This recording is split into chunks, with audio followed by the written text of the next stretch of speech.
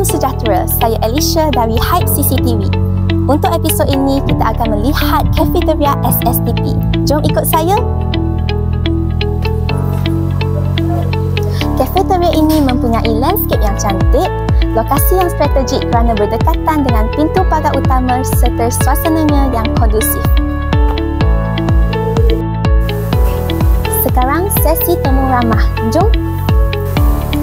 Selamat tengah hari makcik. Apakah menu yang paling laris di Cafeteria makcik ni? Gulai kaya. Dah berapa tahun makcik bekerja di Cafeteria ni? Lebih kurang 20 tahun. Wah, lamanya. Terima kasih makcik.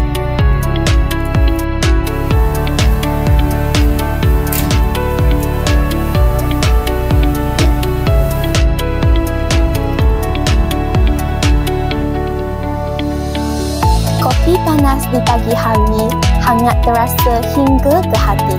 Kalau sempat berkunjung ke SSTP, marilah singgah di Cafeteria ini. Itu sahaja daripada saya. Sekian, terima kasih.